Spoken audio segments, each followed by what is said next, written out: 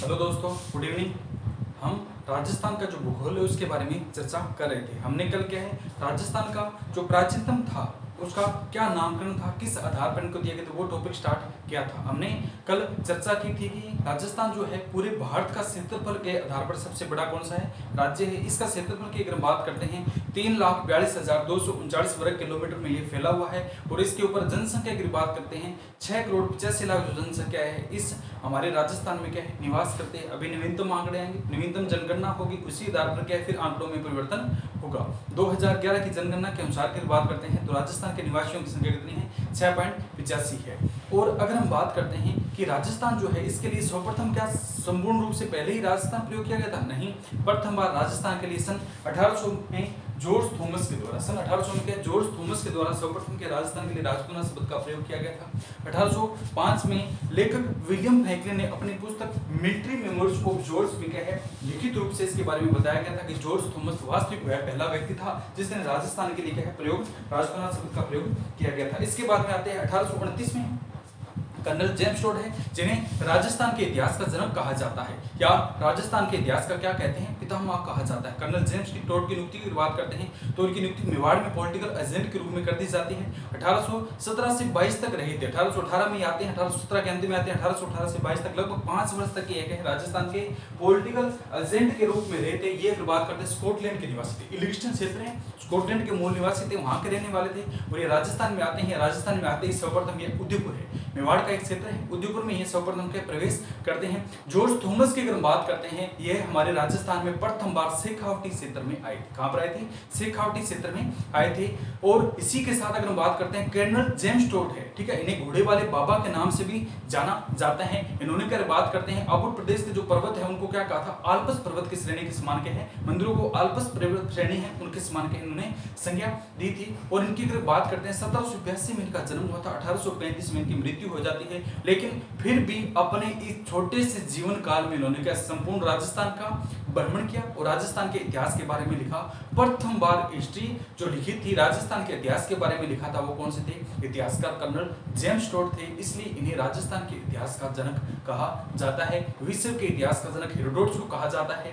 और भारत के इतिहास के जनक की अगर हम बात करते हैं वो हमारे वेदव्यास थे, उन्होंने भारत के इतिहास के बारे में बताया था। 1835 में इनकी क्या है वहां पर मृत्यु हो जाती है। तो क्रीक नाम के एक व्यक्ति थे, उन्होंने क्या है the annals and antiquity of Rajasthan है, इसका दूसरा नाम है the central western Rajasthan state of India, इसका प्रकाशन था वो किया था, वो क्या है प्रकाशन किया था।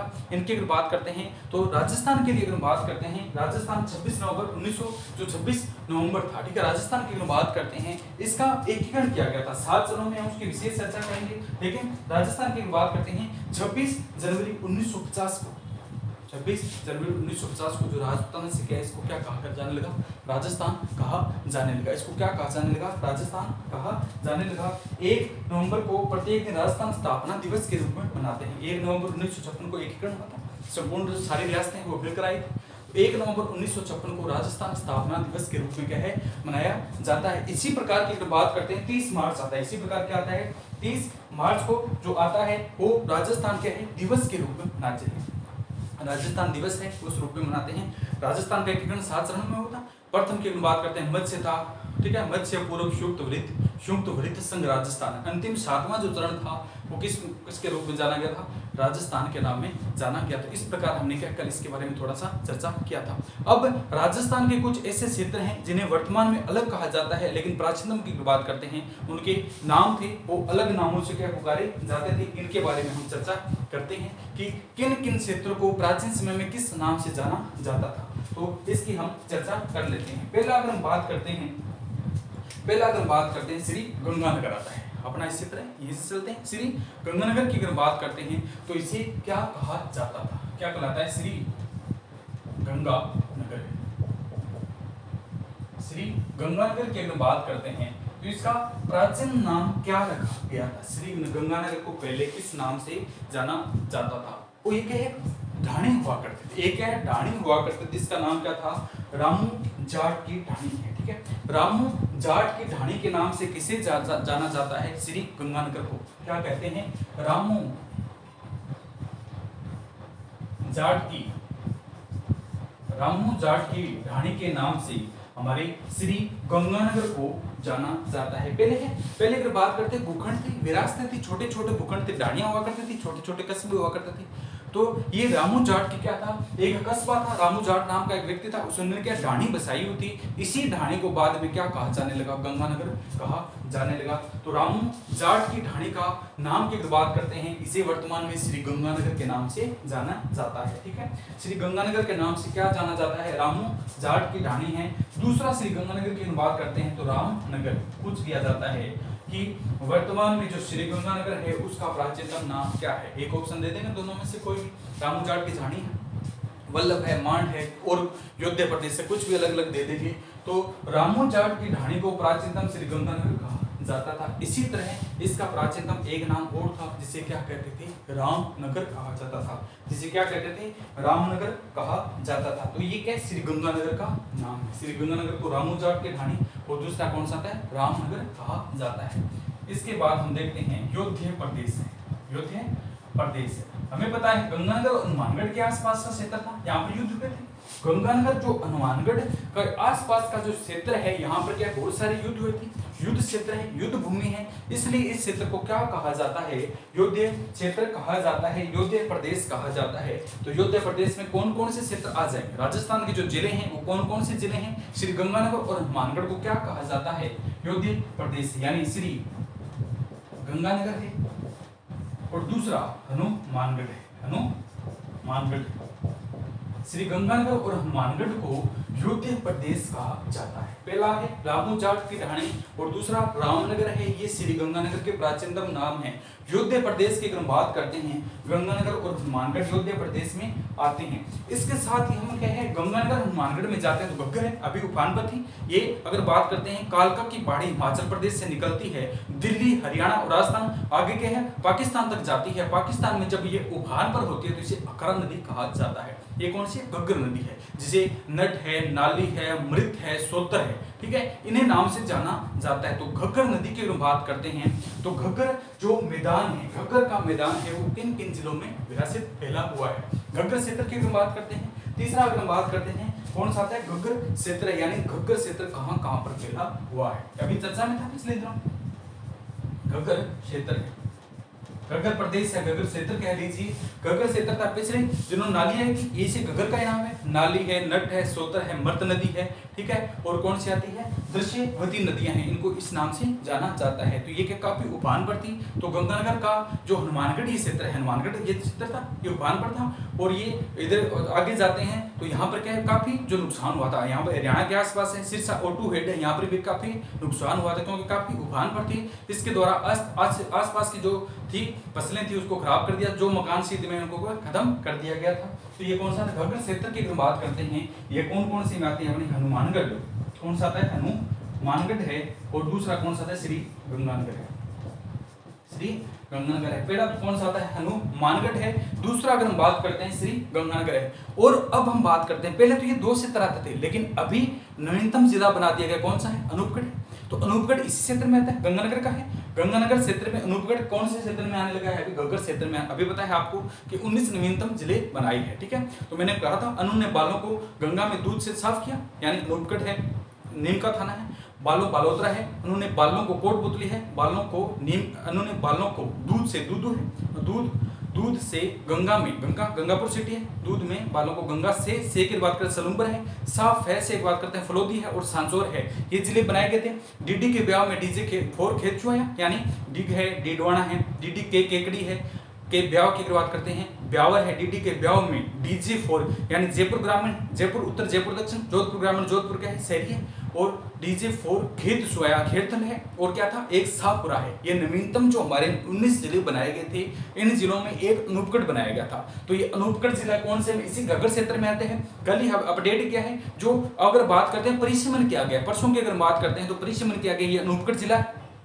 इसके अंदर पहले उपखंड और तहसीलें बनाई गई थी। मैंने आपको करवाया था कि कौन सी उपखंड और कौन सी इसमें तहसीलें बनाई गई, लेकिन परसों इस अनूपगढ़ का फिर से परिश्रम किया गया। इसमें जो एक तो कौन सा था, खाजूवाला था, एक क्या छत्तरगढ़ है, खाजूवाला और छत्तरगढ़ जो इसका क्षेत्र था, यानी जो अनूपगढ़ जिले के जो तहसीलें या बनाई गई थी, इसके उपखंड बनाए गए थे, इनको वापस कहां पर है, बीकानेर में ले जाया गया है। छत्तरगढ़ और खाजूवाला है वापस कहां पर चले गए, बीकानेर क्षेत्र में चले गए हैं, परिश्रमण किया गया है। तो ये हमें उसी अनूपगढ़ क्षेत्र की बात करते हैं तो यह उद्देश्य क्षेत्र में आता है। कौन सी बात है, घग्गर क्षेत्र है, उस क्षेत्र में एक तो गंगानगर है, हनुमानगढ़, ये तो पहले आते ही आते थे, लेकिन अभी अनूपगढ़ को नवीनतम जिला बनाने के कारण अनूपगढ़ जो है ये हमारा घग्गर क्षेत्र के अधीन आता है। तो तीसरा इसमें लिखते हैं अनूपगढ़, कौन सा आता है, अनूपगढ़। तो पहला हमने क्या गंगानगर लिखा, श्री गंगानगर को क्या कहा जाता है, रामू जाट की ढाणी है। दूसरा इसे रामनगर कहा जाता है। दूसरा की अगर बात करते हैं, योध्या प्रदेश से गंगानगर हनुमानगढ़ है। घग्गर प्रदेश की अगर बात करते हैं, हनुमानगढ़ श्री गंगानगर, और कौन सा आता है, अनूपगढ़ है, हनुमानगढ़ है, श्री गंगानगर है, और तीसरा की बात करते हैं अनूपगढ़ है, ये क्षेत्र के अंदर आते हैं। इसी के साथ पढ़ते हैं नाली क्षेत्र है। तो घग्गर को ही क्या कहा जाता है, नाली कहा जाता है, नट है, नाली है, मृत है, सोतर है, दृश्यवती है, ये किसी घग्गर को कहा जाता है। तो इसी के अगर भाव क्षेत्र के साथ आपको पूछ लिया जाए कि नाली क्षेत्र है, कौन से आते हैं, नाली क्षेत्र है। नाली क्षेत्र किसको कहा जाता है, अकॉर्डिंग टू ऑप्शन करने हैं कि नाली क्षेत्र किसे कहा जाता है, नाली क्षेत्र के अधीन कौन कौन से जिले आते हैं। तो ये सेम प्रोसेस रहेगा, गंगानगर, हनुमानगढ़ और अनूपगढ़ है, ये इसमें फिर आ जाते हैं। तो कौन सा आएगा, हनुमानगढ़, हनुमानगढ़ है, श्री गंगानगर है, और तीसरा कौन सा आता है, अनूपगढ़। ठीक है, गंगानगर है, हनुमानगढ़ है, और तीसरा की अगर हम बात करते हैं अनूपगढ़ है, ये हमारा एक तो कौन सा आता है, घग्गर क्षेत्र के अधीन आ जाता है। दूसरा कौन सा आता है, अनूपगढ़ जो नाली क्षेत्र है इसके अधीन आ जाता है। ठीक है, कौन सा आता है, नाली क्षेत्र के अधीन ये आ जाता है। अब घग्गर नदी को एक क्या है, सरस्वती नदी बहती थी। सरस्वती नदी हमारे यहाँ बहती थी। सरस्वती नदी के प्रमाण पड़े हैं कि जहां जहां पर ये बहती गई थी वहां पर यहाँ का मरुस्थल उत्पन्न कर दी गई है। बहुत ही मीठी पानी की नदी थी, कौन सी थी, सरस्वती नदी है। तो पूछ लिया जाता है सारस्वत क्षेत्र या सरस्वती क्षेत्र कौन कौन से जिलों में फैला हुआ है। तो ये हमारा पहला पॉइंट था, ये दूसरा है, तीसरा है, चौथा है, पांचवा अगर लिखते हैं सारस्वत, सारस्वत या सरस्वती क्षेत्र है, सरस्वती क्षेत्र है, यानी सरस्वती नदी जिन जिन जिलों में बहती थी उन जिलों को सरस्वती क्षेत्र या सारस्वत क्षेत्र कहा जाता है। ये हमारे कौन से आ गए, हनुमानगढ़ है, और कौन सा था, श्री गंगानगर।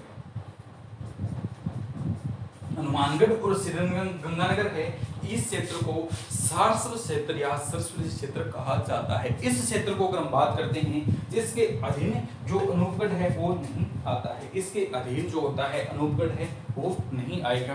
तो पहले अगर बात करते हैं, रामू जाट की ढाणी या रामनगर है, श्री गंगानगर का प्राचीनतम नाम है। दूसरा अगर हम बात करते हैं, योध्या प्रदेश है, श्री गंगानगर हनुमानगढ़ है, अपने इस एरिया के आसपास के क्षेत्र में युद्ध हुआ करते थे, इसलिए इस क्षेत्र का जो प्राचीनतम नाम है वो योध्या क्षेत्र कहा जाने लगा।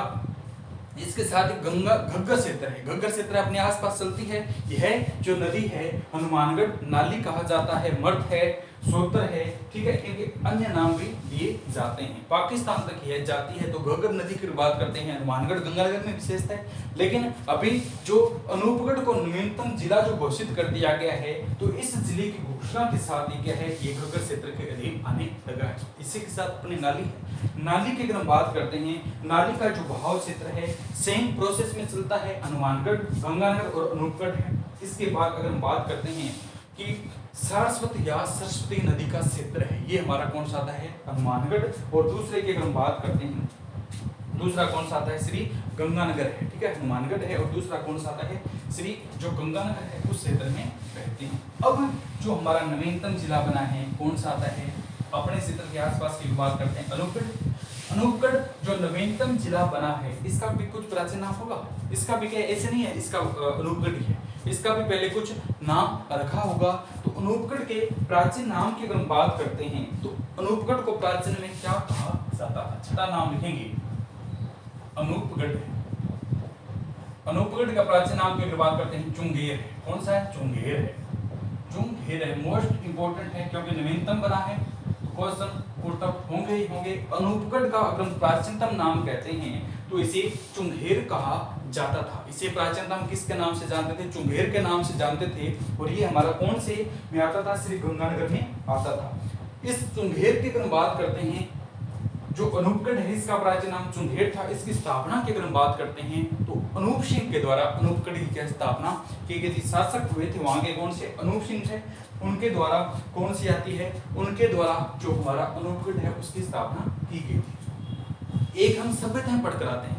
बरौर है, तरखानवाड़ी है, अनूपगढ़ है, चकचुरासी है, पीलीपुंगा है, कालीपुंगा है, हनुमानगढ़ है, ये सभ्यताएं पढ़ते हैं। बरौर, तरखानवाड़ी, अनूपगढ़, चकचुरासी है, ठीक है। नदी है, नट है, नाली है, पाट है, इस प्रकार के इनके आसपास जो क्षेत्र है वहां पर विभिन्न प्रकार की सभ्यताएं बसी हुई है।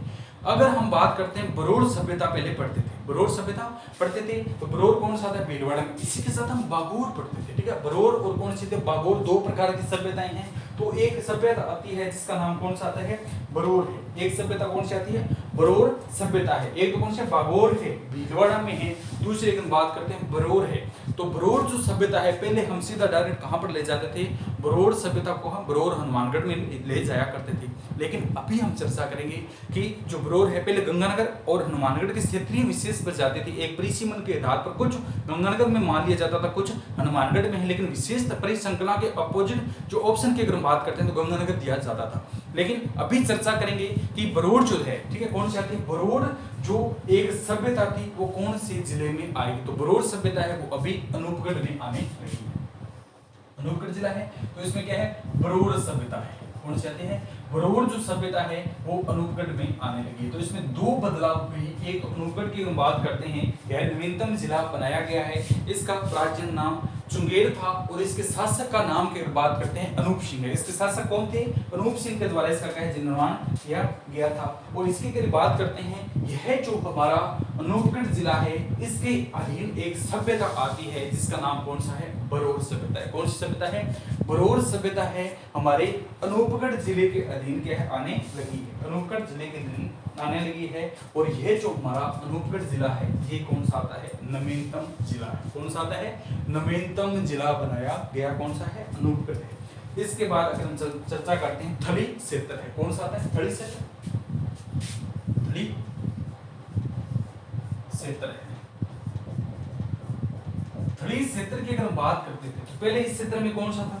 थली की अगर हम बात करते हैं तो पहले थली किसको बोला जाता था? थली की अगर हम बात करते हैं पहले एक विशेष नाम दिया जाता था। थली की अगर हम बात करते हैं बीकानेर था, चूरू है और हनुमानगढ़ है। बीकानेर, चूरू और हनुमानगढ़ को थली कहा जाता था, ठीक है। बीकानेर, चूरू और हनुमानगढ़, क्योंकि यहाँ के टिब्बे टिब्बे हम मरुस्थल थे इसलिए इसको क्या है? थली कहा जाता था। लेकिन अब की अगर हम बात करते हैं अब थोड़ा सा परिवर्तन हुआ है। बीकानेर, चूरू और हनुमानगढ़ को प्रॉपर को नहीं कहा जाता है। प्रॉपर क्षेत्र है उनको थली में नहीं लिया गया है। अभी हाल ही में थोड़ा परिवर्तन किया गया है। इसका अगर हम बात करते हैं तो एक तो कौन सा आता है? बीकानेर तो वैसे ही वैसे आ जाएगा। कौन सा आता है? बीकानेर है, सेम प्रोसेस में आता है। थली जो क्षेत्र की अगर हम बात करते हैं, बीकानेर, चूरू, हनुमानगढ़ की अगर बात करते हैं तो बीकानेर तो सेम प्रोसेस में आएगा। बीकानेर तो पूरा पूरा क्या थली में आता है। इसके साथ की अगर बात करते हैं गंगानगर है, ठीक है। इसके साथ की अगर बात करते हैं गंगानगर उत्तरतम है, गंगानगर दक्षिणतम है। गंगानगर उत्तरतम की बात करते हैं तो इसे गेहूं का कटोरा की संज्ञा दी जाती है क्योंकि गेहूं उत्पादन में ये सवर्ण ऊपर है सबसे। इसके अगर दक्षिणतम की बात करते हैं तो हनुमानगढ़ के कुछ क्षेत्र में विपरीत की बात करते हैं तो ये इस साइड आ जाते हैं, ठीक है। ये बीकानेर के साइड में चले जाते हैं तो वहां पर क्या मरुस्थल है। तो इसमें अगर बात करते हैं थली क्षेत्र की, वैसे तो पूछता है तो प्रॉपर क्या गंगानगर आता है, लेकिन अगर गहराई में पूछता है तो गंगानगर का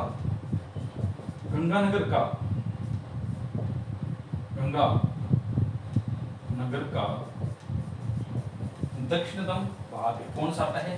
पहला तो अगर बात करते हैं बीकानेर क्षेत्र संपूर्ण आएगा और गंगानगर का दक्षिणतम भाग है। चूरू प्रॉपर आया करता था। पहले अगर बात करते हैं चूरू प्रॉपर आया करता था, लेकिन अभी हम चर्चा करते हैं सरदार शहर। कौन सा आता है? सरदार शहर है। बहुत ही अच्छा एरिया है। सरदार शहर चूरू है। सरदार शहर चूरू है। अभी ये चर्चा में था कि सरदार शहर जो हम जाते हैं जयपुर के लिए जाते हैं तो सरदार शहर चौराहा आता है, सबसे बड़ा चौराहा आता है। चारों तरफ के वहां से रास्ते निकलते हैं। तो बीकानेर भी जाते हैं, अपने हनुमानगढ़ की तरफ भी आते हैं, उधर चूरू की तरफ भी जाते हैं और जयपुर की तरफ भी जाते हैं। तो चार रास्ते यहाँ से हैं। इस चौराहे के नाम के लिए परिवर्तन के लिए मुद्दा उठा था। इस चौराहे के नाम की अगर बात करते हैं अंबेडकर है, इस चौराहे का नाम क्या है अंबेडकर सर्किल के लिए क्या है लोगों ने कहा था इसका नाम क्या अंबेडकर सर्किल रखा जाए, लेकिन वहां के जो प्राचीन पहले के व्यक्ति है उन्होंने कहा नहीं इसका जो नाम पहले है वैसा ही रखा जाए, इसका नाम हम चेंज नहीं करने देते क्योंकि पहले यहाँ पर कुछ थे उनके नाम पर यह चौराहे का नाम है वो रखा गया है। तो ये क्षेत्र किस में आता है थड़ी के क्षेत्र में आता है। तो ये तो कौन सा आता है बीकानेर प्रॉपर आएगा, पूरा बीकानेर आता है। गंगानगर अकॉर्डिंग टू ऑप्शन देगा या गंगानगर का दक्षिणतम भाग है। अगर गंगानगर और गंगानगर दक्षिणतम भाग दोनों दिया जाता है तो गंगानगर का दक्षिणतम भाग है उसको प्रायिकता हमने देनी है। तीसरा है सरदार सर चूरू का भाग है, चूरू में आता है सरदार सर है, ये कौन सा आता है थड़ी प्रदेश में आता है। कौन सी में आता है थड़ी प्रदेश में आता है। तो पहला हमने क्या पढ़ा था गंगानगर का प्राचीन नाम है रामू जाट की ढाणी है, कौन सा है रामू जाट की ढाणी है। दूसरा इसे श्री गंगानगर कहा जाता था। अपने इसके बाद में पढ़ा था योध्या प्रदेश है गंगानगर हनुमानगढ़ को योध्या प्रदेश कहा जाता है।